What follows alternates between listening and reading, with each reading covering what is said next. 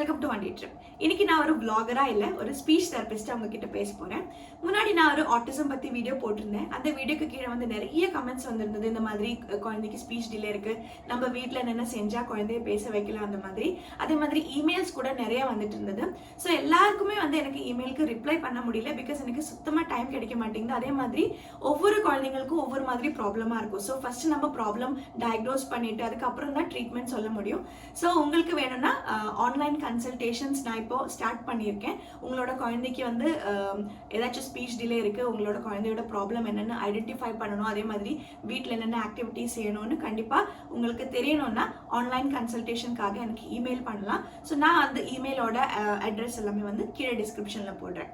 இன்னைக்கு வீடியோ வந்து ஒரு 6 monthsலேருந்து 2 வயசு வரைக்கும் இருக்கிற குழந்தைங்களுக்கு வீட்டில் நாம் என்னென்ன செஞ்சால் அவங்களோட பேச்சு இம்ப்ரூவ் பண்ண முடியுன்றது தான் இன்னைக்கு சொல்ல போகிறேன். ஸோ இந்த வீடியோ வந்து ஸ்பீச் அண்ட் லாங்குவேஜ் டிலே இருக்கிற குழந்தைங்களுக்கு, இல்லைன்னா ஆட்டிசம் இருக்கிற குழந்தைங்களுக்கு, இல்லை வேற என்ன டயக்னோசிஸாக இருந்தாலும் சரி, இந்த மாதிரி இப்போ நான் சொல்ல போகிற விஷயம் வந்து நீங்கள் கண்டிப்பாக வீட்டில் ட்ரை பண்ணீங்கன்னா உங்கள் குழந்தைக்கு கண்டிப்பாக இம்ப்ரூவ்மெண்ட் இருக்கும். அதே மாதிரி பேச ஆரம்பிப்பாங்க. சரியா? ஸோ இந்த வீடியோவில் நான் ஒரு 10-12 பாயிண்ட்ஸ் சொல்ல போகிறேன். எல்லாமே வந்து கவனமாக கேளுங்க. அதே மாதிரி உங்களுக்கு கண்டிப்பாக இந்த வீடியோ யூஸ்ஃபுல்லாக இருக்கும்னு நான் நம்புகிறேன். ஃபர்ஸ்ட் பாயிண்ட் வந்து நம்மளோட குழந்தையோட ஸ்பீச் இம்ப்ரூவ் ஆகணும்னா குழந்தைக்கு வந்து ஸ்பீச் இன்புட் கிடைக்கணும். அது எங்கேருந்து கிடைக்கும்? நாம தான் சொல்லிக் கொடுக்கணும். ஸோ நிறைய நம்ம வீட்டில் பேசினா மட்டும்தான் நம்ம குழந்தையும் வந்து பேச ஆரம்பிக்கும். ஸோ மேக்சிமம் உங்களால் எவ்வளோக்கு முடியுமோ அந்த அளவுக்கு குழந்தைகிட்ட பேசிக்கிட்டே இருக்கணும். ஸோ நீங்கள் என்ன வேலை செய்யறதா இருந்தாலும் சரி, இப்போ செடிக்கு தண்ணி ஊற்றுறதா இருந்தாலும் சரி, இல்லைன்னா கிச்சனில் வெஜிடபிள்ஸ் கட் பண்ணுறதா இருந்தாலும் சரி, இல்லை குக்கிங் பண்ணுறதா இருந்தாலும் சரி, என்ன பண்ணுறீங்கனாலும் குழந்தைகிட்ட சும்மா ரன்னிங் கமெண்ட்ரி மாதிரி பேசிக்கிட்டே இருக்கணும். ஸோ நாம் ஒரு 100 வார்த்தை பேசினாதான் குழந்தை 1-2 வாக்கு லைக் வேர்ட்ஸ் வந்து பிக் பண்ணுவாங்க. ஸோ மேக்சிமம் உங்களால் எவ்வளோக்கு முடியுமோ அந்த அளவுக்கு குழந்தைகிட்ட பேசிக்கிட்டே இருங்க. செகண்ட் பாயிண்ட், குழந்தைங்க கிட்ட பேசுற விதம். நம்ம குழந்தைங்க கிட்ட பேசும்போது பெரியவங்க கிட்ட பேசுற மாதிரி பேசக்கூடாது. லைக் இங்க வா, அங்க வை, ஏன் அதை எடுத்த, இல்லைன்னா அது என்ன இது என்ன, அந்த மாதிரி முரட்டுத்தனமா பேசக்கூடாது. எப்பவுமே குழந்தைங்க கிட்ட பேசும்போது ஜாலியா பேசணும், சிரிச்சுக்கிட்டே பேசணும். நம்ம வந்து ஒரு கொஞ்சம் இன்டர்நேஷனலா மாடுலேஷன் பண்ணி பேசணும். லைக் ஹே அது ஏன் எடுத்த, எனக்கு கொடுப்பியா, அந்த மாதிரி நம்ம குழந்தைங்க கிட்ட பேசும்போது ஒரு விதம் இருக்கும் இல்லையா? லைக் ஒரு கொஞ்சம் பாட்டு பாடுற மாதிரி தான் பேசுவோம். அந்த மாதிரி தான் குழந்தைங்க கிட்ட எப்பவுமே பேசணும். லைக் நம்ம வந்து கொஞ்சம் ஒரு மொரட்டுத்தனமா பேசினா, இல்லைன்னா கொஞ்சம் என்ன சொல்றது, கொஞ்சம் பெரியவங்க கிட்ட பேசுற மாதிரி பேசினா என்ன ஆகும்னா குழந்தைங்களுக்கு அந்த இன்ட்ரெஸ்டே போயிடும், நம்ம கிட்ட பேசணுன்ற இன்ட்ரெஸ்டே போயிடும். ஸோ என்ன ஆகும், ஐ கான்டாக்ட் எல்லாம் கம்மியாக ஆரம்பிக்கும். அவங்க வந்து அவங்க பாட்டுக்கு விளையாண்டுட்டு இருப்பாங்க. ஸோ அந்த மாதிரி பண்ணக்கூடாது. எப்பவுமே வந்து நம்ம குழந்தைங்க கிட்ட பேசும்போது கொஞ்சம் பாட்டு பாடுற மாதிரி எல்லாம் பேசணும். ஹே அது என்ன, இது என்ன ஆப்பிளா, ஆப்பிள் என்ன கலர், ரெட் கலர், இந்த மாதிரி குழந்தைக்கு புரியலனாலும் நம்ம வந்து எக்ஸ்பிளைன் பண்ணிக்கிட்டே இருக்கணும். நம்ம எத்தனை டைம் எக்ஸ்பிளைன் பண்றோமோ அந்த மாதிரி அந்த குழந்தைக்கு அந்த வேர்ட் வந்து பிரெயின்ல வந்து மெமரியில ஸ்டோர் ஆகும். சரியா? அப்போ இந்த மாதிரி தான் நம்ம ரிசெப்டிவ் லாங்குவேஜும் எக்ஸ்பிரசிவ் லாங்குவேஜும் எல்லாமே வந்து இம்ப்ரூவ் பண்றது. ஸோ மேக்சிமம் வந்து குழந்தைங்க கிட்ட பேசும்போது ஜாலியா பேசுங்க. அதே மாதிரி நல்ல எக்ஸ்பிரஷனோட எல்லாம் பேசுங்க. ஸோ நாம இப்போ பேசும்போது நல்ல ஜாலியா ஏதாச்சும் இப்போ கண்ணெல்லாம் கொஞ்சம் பெருசு பண்ணி சிரிச்சு, இல்லைன்னா கொஞ்சம் சர்ப்ரைசிங்கா ஏதாச்சும் இது பண்ணி, இல்லைன்னா கிளாப் பண்ணி, எப்படியெல்லாம் நம்மளோட குழந்தையோட அட்டென்ஷன் நம்மளுக்கு சீக் பண்ண முடியும் அந்த மாதிரி எல்லாமே வந்து பேசணும். கொஞ்சம் வாய்ஸ் எல்லாம் கொஞ்சம் மாடுலேட் பண்ணி அது பாத்தியா, இந்த மாதிரி எல்லாம் பேசும்போது குழந்தை நம்மள பார்ப்பாங்க. ஸோ அந்த மாதிரி குழந்தை பார்க்கும்போது ஐ கான்டாக்ட் இம்ப்ரூவ் ஆகும். ஐ கான்டாக்ட் இம்ப்ரூவ் ஆனா நம்ம குழந்தை நம்ம பேசுறது எல்லாமே கவனிப்பாங்க. அப்படியே வந்து அவங்களோட ஸ்பீச் இம்ப்ரூவ் ஆகும். இதுதான் பெரிய ஒரு பாயிண்ட் நான் சொல்ல விரும்புறேன். ஸோ கண்டிப்பா குழந்தைங்க கிட்ட பேசும்போது கொஞ்சம் அவங்களுக்கு வந்து நம்ம கிட்ட பேசுறதுக்கு அந்த எந்தூசியாசம் தெரியணும். அந்த மாதிரி நீங்க குழந்தைகிட்ட பேசணும். சரியா? மூணாவது பாயிண்ட் வந்து பிளே ஆக்டிவிட்டிஸ். நிறைய பிளே ஆக்டிவிட்டிஸ் நீங்க வீட்டில் பண்ணலாம். இப்போ 2 வயசுக்கு கீழே இருக்கிற குழந்தைங்கன்னா அவங்களுக்கு ரைம்ஸ் பாடினா ரொம்ப பிடிக்கும். அதே மாதிரி கிளாப் பண்ண சொல்லலாம், டிக்கிள் பண்ணலாம் குழந்தைய, இல்லைன்னா வந்து ஹைட் அண்ட் சீக் விளையாடலாம், இல்லைன்னா பாசிங் த பால் விளையாடலாம். அந்த மாதிரி நிறைய பிளே ஆக்டிவிட்டிஸ் பண்ணுங்க வீட்டில். உங்களோட குழந்தை வந்து உங்க கூட மிங்கிள் பண்றதுக்காக உங்களால என்னென்ன செய்ய முடியுமோ அது எல்லாமே வீட்டில் செய்யுங்க. நிறைய பிளே ஆக்டிவிட்டிஸ் செஞ்சாதான் அவங்களுக்கு வந்து நம்ம கூட பேசணும், இல்லைன்னா நம்ம கூட பழகணும், இல்லைன்னா அம்மா கூட பேசணும், இல்லைன்னா அப்பா கூட பேசினா கொஞ்சம் இன்ட்ரெஸ்டிங்கா இருக்கும்னு தோணும்.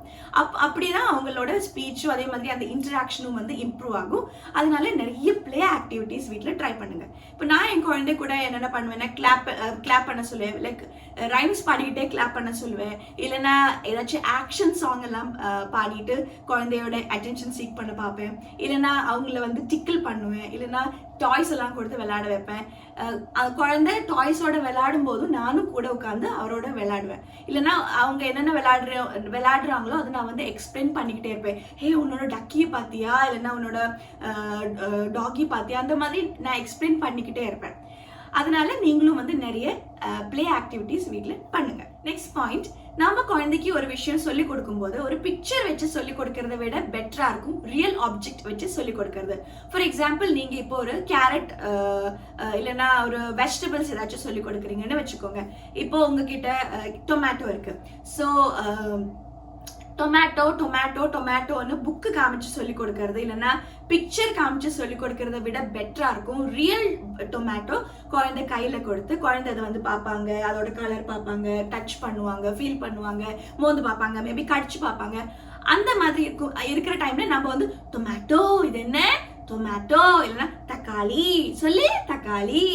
குழந்தை சொல்லணும்னு கூட அவசியம் இல்லை, ஆனால் குழந்தைக்கு வந்து அது புரிய ஆரம்பிக்கும். ஓகே, இப்போ நம்ம ஒரு பனானா சொல்லி கொடுக்கும்போது பனானா வந்து அவங்க மேபி ஸ்மெல் பண்ணுவாங்க, கடிச்சு பார்ப்பாங்க, இல்லைன்னா மேபி அதோட ஸ்கின் வந்து நம்ம பீல் பண்ணி கொடுக்கலாம். அந்த மாதிரிலாம் பார்க்கும்போது குழந்தைக்கு வந்து இன்ட்ரெஸ்டாக இருக்கும் அது படிக்கிறதுக்கும் அது பார்க்கறதுக்கும் எல்லாம். ஸோ அந்த மாதிரி டைம்ல பனானா சொல்லு, பனானா, இது என்ன பனானா, அம்மாவுக்கு கொடுப்பியா பனானா, அந்த மாதிரிலாம் நீங்க கேட்கும்போது குழந்தைக்கு வந்து இன்ட்ரெஸ்டிங்கா இருக்கும். ஸோ அதனால இப்போ அனிமல்ஸ் எல்லாம் நம்மளுக்கு வந்து பிக்சர்ல தான் காமிச்சு கொடுக்க முடியும். மேபி நமக்கு டெய்லி எல்லாம் ஃபார்முக்கோ இல்லைன்னா ஜூக்கெல்லாம் போக முடியாது. பட் வீட்டில் இருக்கிற விஷயம் லைக் டிவி, ஃபேன், இல்லைன்னா ஃப்ரூட்ஸ், வெஜிடபிள்ஸ், இல்லைன்னா வீட்டுக்கு வெளியில லைக் ரோடு இருக்குன்னா ரோட்ல போற வெஹிக்கிள்ஸ் எல்லாம் நமக்கு காமிச்சு கொடுக்கலாம். ஹே பத்தியா கார் எப்படி போகும், அந்த மாதிரி சவுண்ட் எல்லாம் காமிச்சு நீங்க சொல்லி கொடுக்கும்போது குழந்தைக்கு வந்து சீக்கிரமா புரிய ஆரம்பிக்கும். ஸோ அப்படியே வந்து குழந்தையோட வொக்காபுலரியும் இன்க்ரீஸ் ஆகும். அடுத்ததா வந்து சென்சரி பிளே.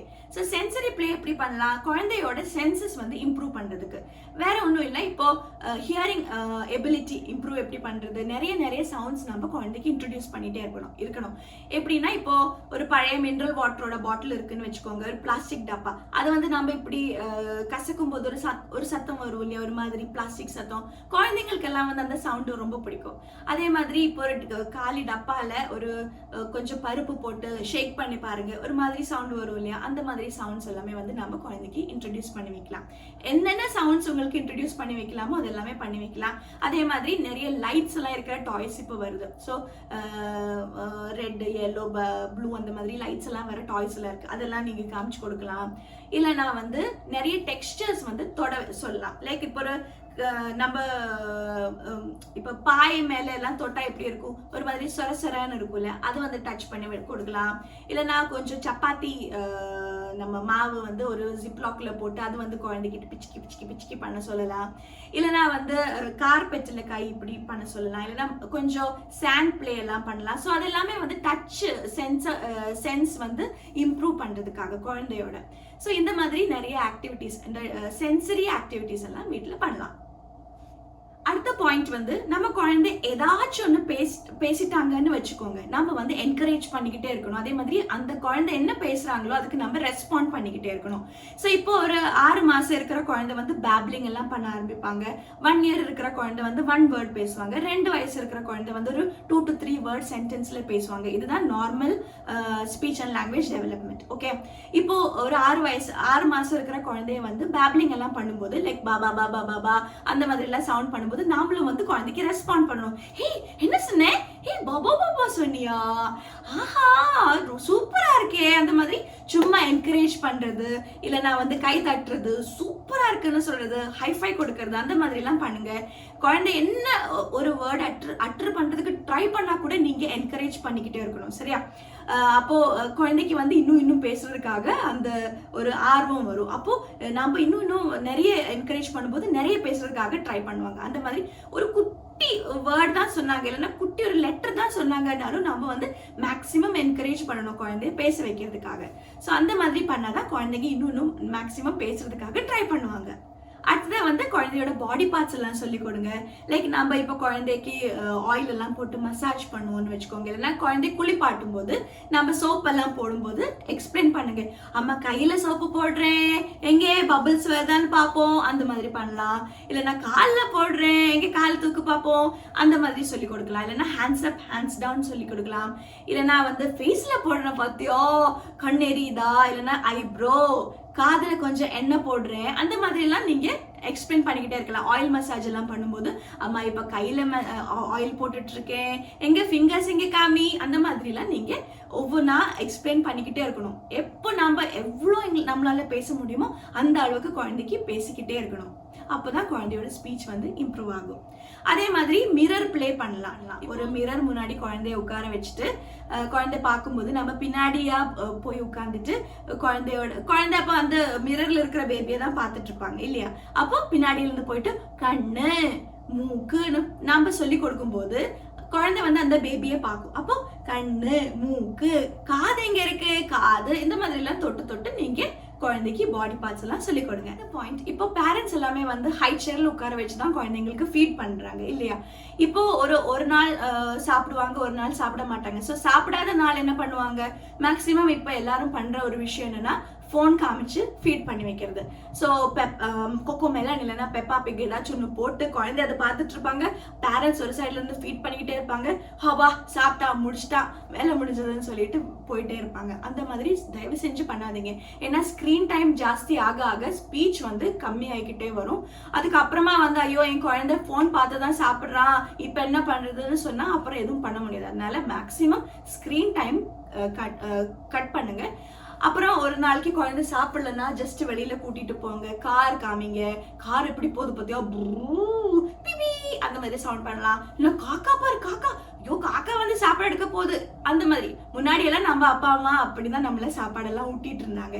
இப்பதான் வந்து எல்லாமே மாறிடுச்சு. அதனால பழைய காலத்துக்கு என்னென்ன பண்ணாங்களோ அந்த மாதிரி எல்லாம் நீங்க ட்ரை பண்ணி பார்க்கலாம் சரியா. இல்லைன்னா நிறைய அனிமல்ஸோட சவுண்ட் எல்லாமே வந்து நம்ம மிமிக்ரி எல்லாம் பண்ணி பார்க்கலாம் வீட்டுல. பொபோ பொபோ வருது பொபோ வருது, இல்லைன்னா அந்த மாதிரி நிறைய அனிமல்ஸோட சவுண்ட் எல்லாம் நிறைய மிமிக்ரி எல்லாம் பண்ண வேண்டியதா இருக்கும் கண்டிப்பா. பட் எல்லாமே நம்மளோட குழந்தைக்காகன்னு நினைச்சிட்டு பண்ணுங்க சரியா.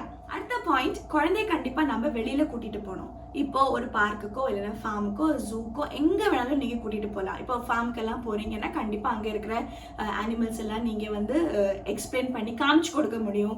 இல்லைன்னா வந்து இப்போ பார்க்குக்கு போறீங்கன்னா மற்ற குழந்தைங்க எல்லாம் இருப்பாங்க, அந்த குழந்தைக்கு வந்து ஒரு ஹைஃபை கொடு, இல்லைன்னா ஒரு பாய் சொல்லு, இல்லைன்னா அங்க பாரு பேபிக்கு ஒரு பாய் சொல்லு, அந்த மாதிரி நிறைய சொல்லலாம். அப்போ அங்க இருக்கிற குழந்தைங்க எல்லாம் விளையாடுறது பார்க்கும்போது நம்ம குழந்தைக்கு வந்து மற்ற குழந்தைங்களோட விளையாடணுன்ற அந்த ஆர்வம் வரும். அவங்க வந்து சேர்ந்து விளையாடுவாங்க. இப்போ கொரோனா அதனால யாரும் பக்கத்திலே வர்றது இல்லை. பட் இருந்தா கூட ஒரு ஃப்ளைங் கிஸ் கொடுக்க வைக்கலாமே, அதெல்லாம் பெரிய பிரச்சனை இல்லையே. ஸோ ஒரு பார்க்குக்கெல்லாம் கூட்டிட்டு போங்க. ஏதோ முடியல நீங்க கடைக்கு போறீங்கன்னா கடைக்காச்சும் கூட்டிட்டு போங்க. அங்க இருக்கிற ஐட்டம்ஸ் எல்லாம் குழந்தைக்கு காமிச்சு எக்ஸ்பிளைன் பண்ணி கொடுத்துட்டே இருங்க. இப்போ சூப்பர் மார்க்கெட்டுக்கு எல்லாம் போறீங்கன்னா அங்க நிறைய விஷயங்கள் எல்லாம் இருக்கும் இல்லையா, அதெல்லாமே வந்து குழந்தைக்கு எக்ஸ்பிளைன் பண்ணிக்கிட்டே இருங்க. ஸோ கண்டிப்பா வந்து வீட்டுல உட்கார வைக்காம வெளியில எல்லாம் கூட்டிட்டு போங்க குழந்தைய. அப்பதான் குழந்தையோட ஸ்பீச் வந்து இம்ப்ரூவ் ஆகும்.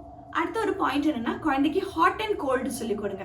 லைக் இப்போ நீங்க குழந்தைய குளிப்பாட்டுறீங்கன்னா கண்டிப்பா வந்து அந்த தண்ணி கொஞ்சம் சூடா இருக்கும். அப்போ ஜஸ்ட் அந்த கை வந்து குழந்தையோட கை வந்து ஜஸ்ட் அந்த தண்ணியில டிப் பண்ணிட்டு சூடா இருக்கு அந்த மாதிரி சொல்லி கொடுக்கலாம்.